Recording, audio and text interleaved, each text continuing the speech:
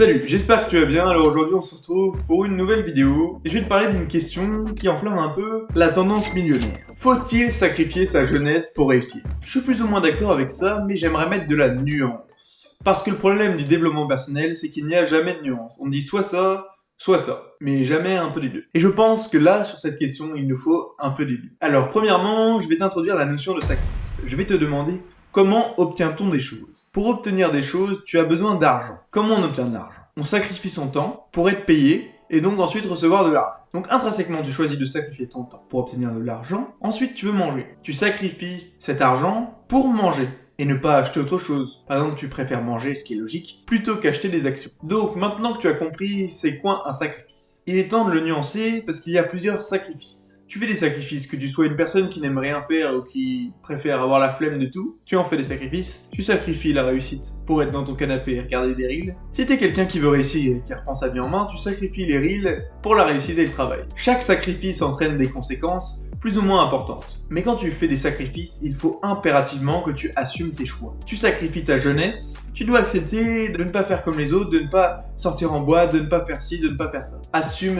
tes actes. Il y a beaucoup de gens qui font des sacrifices et qui disent c'est la faute de l'autre, c'est pas ma faute, j'ai pas à me remettre en question. N'aie pas peur de te remettre en question. Tu dois savoir que si tu veux réussir ou que tu veux accomplir des choses dans ta vie, tu devras faire des sacrifices. Et tu devras assumer les conséquences de ce sacrifice. Si tu arrives à faire ça, tu seras vraiment quelqu'un de très fort. De toi à moi, je pense que tu es quelqu'un de très fort et que tu es capable de faire ça. Deuxièmement, dans cette tendance millionnaire, dans ces gens qui te disent « Ouais, sacrifie des années de jeunesse. Quand t'as 18 ans, mets-toi à bosser comme un malade. À 30 ans, tu seras sorti de là. » Est-ce qu'ils idéalisent pas un peu la réussite? Vas-tu réussir, peu importe ton travail? Elle est là la question. Là, je vais t'aborder le truc un peu plus d'un point de vue religieux. Si tu regardes mes vidéos, tu sais que la religion, c'est quelque chose pour moi de très important. Ne t'en fais pas si t'es pas croyant, ça va t'apporter du plus quand même. Moi je pense que Dieu a donné une finalité à chacun. Chacun est venu sur Terre avec une tâche à accomplir. Et peut-être que tu es une personne qui doit réussir dans le business, offrir des emplois à des gens, faire changer leur vie, créer des nouveaux concepts. Et peut-être que tu n'es pas une de ces personnes. Et que peu importe ce que tu feras, ça ne fera rien.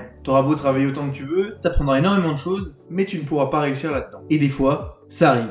C'est ça qu'il faut se dire. Pour moi, le travail paye. Pour moi, quand tu travailles, Dieu te récompense et te dit si tu as été juste et que tu as été droit dans tes baskets et que tu as travaillé d'arrache-pied, tu seras récompensé, tu auras ce dont tu as besoin. Pour moi, ça marche comme ça. Honnêtement, dans le business, tout le travail finit par payer. Mais il paye d'une manière différente pour chaque personne. Alors, imaginons que tu investisses 10 ans de ta vie, peut-être que tu finiras par réussir, même si c'est un domaine qui ne t'est pas destiné parce que le travail finit toujours par payer et qu'au final tu finis par changer de mindset, changer qui tu es et que tu deviens la personne que tu veux devenir pour accomplir ces choses-là. Je peux le concevoir. Ce qu'il faut te dire, c'est que tu sois prêt aussi à assumer les conséquences. À assumer que tu aies travaillé pendant 10 ans et que tu n'aies aucun résultat. Ça peut arriver. Ça doit rester dans un coin de ta tête. Mais c'est pas pour autant que tu vas pas te donner à fond pendant un an, pendant 10 ans. Mais je vois trop de gens dire ouais, travaille pendant 15-16 heures par jour, moi et mon site de dropshipping, on va te faire réussir. T'inquiète pas, c'est roulé, tu vois, devenir millionnaire c'est facile. Tu travailles 15-16 heures pendant un an, tu prends une chambre de bonne sur Paris que tu payes 23 € par jour, tu fais 3 ventes de dropshipping pour t'acheter 3 kebabs, tu fais la manche de 3 jours, comme ça tu te payes ta première pub et là vas-y ton business il décolle et tout roule. Non, la vie c'est pas comme ça. J'ai tenté plein de business, ça n'a pas marché, je me suis pris des tôles. J'ai appris. Ce que j'ai appris, c'est qu'il faut arrêter d'idéaliser la réussite rapide. Si tu veux, moi je vais te donner ce que j'ai retenu. Persévérance, apprentissage et destin. Quand je dis destin, c'est que tu es fait pour faire des choses. Et il faut trouver les choses pourquoi tu es fait. Soit tu développes des points forts, il y a des gens qui sont faits pour parler en public, d'autres non. Tu sais que ces personnes-là seront au devant de la scène. Essaye un maximum de trucs, tu finiras par trouver ta voie. Mais essaye, et vas-y à fond. Travaille. N'aie pas peur de rater, de perdre 1 an, 2 ans. Ces années ne seront pas forcément perdues. Parce que tu auras un apprentissage de dingue, des expériences de ouf qui te permettront de réussir dans la prochaine chose que tu entreprendras. Je voudrais ajouter aussi patience, persévérance, patience. Ces deux choses-là vont ensemble. Quand tu fais quelque chose, fais-le à fond, fais-le bien, sois réaliste. Dis-toi que la réussite peut te tomber dessus à tout moment, en 1 an, en travaillant 15-16 heures par jour, comme en 10 ans, en travaillant 15-16 heures par jour. Ça dépend des opportunités que tu vas te donner et que tu vas avoir. C'est en travaillant qu'on obtient des opportunités. Mais il y a aussi un facteur incertain. Je pense que Dieu te donnera ce que tu as besoin pour réussir. Alors ne t'en fais pas, tout va bien se passer. Troisièmement, quelles sont les meilleures années de ta vie? Est-ce que les meilleures années de ta vie, c'est quand tu n'as pas fini de te construire toi-même, tu es en pleine découverte? De 18 à 25 ans, tu es en pleine découverte. Est-ce que c'est ça les meilleures années de ta vie? Ou est-ce que c'est quand tu as découvert des choses, que tu sais qui tu es et que tu peux profiter pleinement? Moi je le vois comme ça.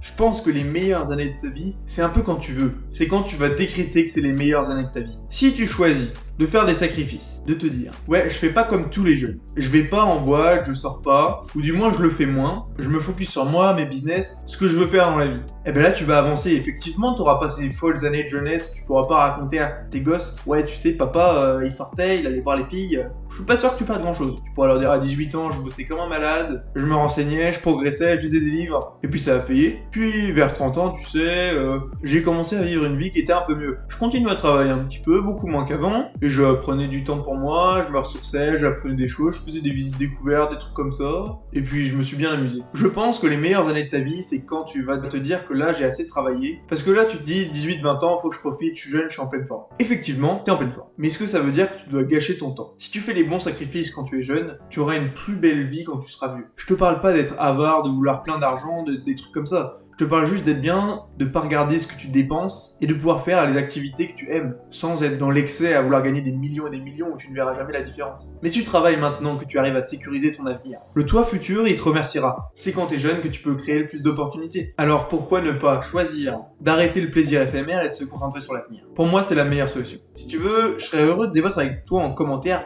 pour me dire ce que t'en penses. Je vais aussi nuancer un peu mon propos. Je ne te dis pas de sacrifier toute ta jeunesse. Je pense que sacrifier sa jeunesse à 100%, c'est une bêtise. Parce que quand tu sors, quand tu fais des trucs avec tes potes, des activités, tu te développes et tu construis qui tu es. Je pense que ta priorité, ça doit être toi-même, de monter un business, apprendre, mais que tu dois aussi savoir faire des sacrifices là-dessus, entre guillemets, faire le bon sacrifice pour pouvoir continuer à maintenir tes relations sociales, à rencontrer d'autres personnes. En rencontrant d'autres personnes, en testant de nouvelles activités, ça va ouvrir des opportunités. Par exemple, tu vas en soirée. Avant, t'allais en boîte tout le temps. Tu dis à tes potes, écoutez les gars, moi, je veux plus aller en boîte, c'est vraiment plus un milieu qui me correspond. Par contre, si vous voulez faire une petite soirée tranquille à la maison, vas-y, moi je suis chaud. Vous invitez des gens, vous invitez vos potes, on se fait un petit truc chill. Là, il y a tes potes, ils invitent quelqu'un, tu le rencontres, tu parles avec lui, tu sympathises, et peut-être que cette personne, c'est ton futur associé. Tu n'en sais rien. Alors au lieu de te braquer à 100%, à être dans ta chambre, dans le noir, sur ton ordi, à faire du trading, à faire un business jusqu'à pleurer le soir parce que t'es trop fatigué, c'est dur, accorde-toi un répit. Ça sera beaucoup mieux pour ta santé mentale. Moi, je suis de là de dire bosse à fond, vas-y à fond. Honnêtement, moi je l'ai fait, puis ensuite, j'ai été plus modéré. Quand un pote me propose de sortir,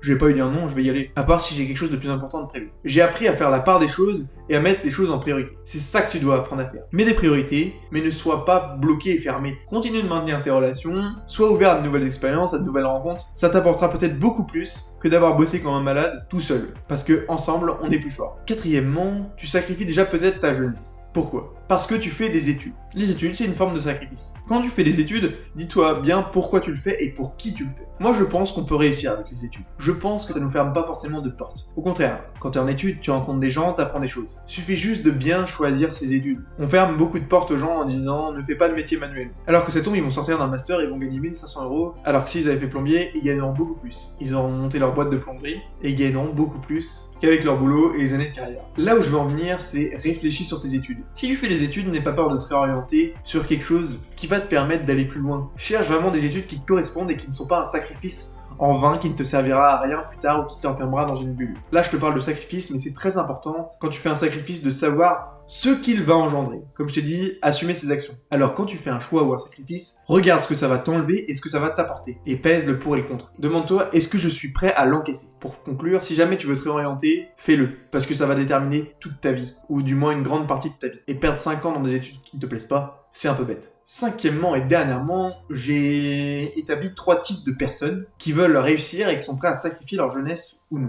C'est un peu les choix qui s'offrent à toi. Si toi tu es un jeune homme, une jeune femme, qui veut réussir, je te conseille d'écouter ces choix qui risquent de t'aider à savoir qui tu es et qui tu veux devenir. Le premier choix, c'est ce que j'appelle la voie lente. La voie lente, c'est petite action de temps en temps. Ce n'est pas ta priorité, mais ça reste une idée dans le coin de ta tête. Monter un business, ça a toujours été une idée dans le coin de ta tête. Mais tu te diras jamais, allez on est parti. Ou peut-être qu'un beau jour, tu auras une occasion et tu te diras, allez on est parti. Mais ça ne sera jamais ta priorité. Tu avanceras très lentement sur l'objectif, et puis peut-être qu'à 40-50 ans, tu te diras, allez, je fais une folie, j'y vais. Ça, c'est la voie lente. Si jamais tu n'es pas pressé et que tu vis au jour le jour, tu es comme ça. Et peut-être que ça te convient. Je ne suis personne pour te dire quoi faire. Moi, je laisse juste des petites idées, et ça germe dans la tête des gens. La voie modérée. Tu es concentré sur ton objectif, tu y vas à fond, t'apprends, tu fais les choses, mais tu sais quand même passer le temps avec des gens que t'aimes, avec les gens autour de toi. Tu sais faire la part des choses. Tu sais dire non quand il faut, et tu sais dire oui aussi quand il le faut. Tu fais des sacrifices que tu es prêt à assumer. Et tu ne te dis pas, si je fais ça, est-ce que je vais le regretter? Tu sais déjà que tu es prêt à le faire ce sacrifice. Ça, c'est la voie modérée. C'est celle que je te conseille honnêtement. T'avanceras moins vite, mais t'avanceras beaucoup plus vite que 90% des gens. Et dernièrement, la voie rapide, que je considère comme la voie des gens qui veulent atteindre le 1%. Mais cette voie, elle fait beaucoup de dégâts. Il y a des chances que sur cette voie, t'atteignes le burn-out plus d'une fois. Et que tu sois face à des échecs qui sont tellement gros que tu aies du mal à te relever. Si tu finis par te relever, soit tu changeras de voie et tu passeras en voie modérée, soit tu seras quelqu'un de très fort. Honnêtement, cette voie, elle ferme beaucoup de portes. Mais elle ouvre aussi les plus grandes portes. Alors, c'est à toi de choisir. Si tu ne veux pas te fermer de porte et que tu veux une vie où tu testes plein d'expériences qui t'amènera aussi de grandir et de faire beaucoup de choses, ou tu veux une vie où très rapide, à 2000 à l'heure, et là tu n'as pas d'autre choix que de réussir. Ça, c'est la voie rapide. Tu ne fais pas de compromis. Tu y vas à fond et tu te donnes à fond dans ce que tu fais. Tu dis non à beaucoup de choses. Tu passes beaucoup moins de temps avec les gens que t'aimes parce que t'es tout le temps en train de bosser. Tu ne sais pas faire de compromis. Tu ne vas pas te lever un jour et dire à ta mère, viens, on va au cinéma. Parce qu'aller au cinéma avec ta mère, c'est une perte de temps. Tu rentres dans l'excès. Cependant, en rentrant dans cet excès, il y a des résultats parce que tu travailles tout le temps. Alors, maintenant que je t'ai donné ces 3 voies, tu as juste à choisir. Mais rappelle-toi bien le mot d'ordre de cette vidéo. Quand on fait un sacrifice, on assume ce que ça nous donne et ce que ça nous reprend. Allez, sur ce, je vais te laisser, je te laisse t'abonner, me mettre un like, un petit commentaire, je serais ravi de débattre avec toi, et puis je te dis à plus.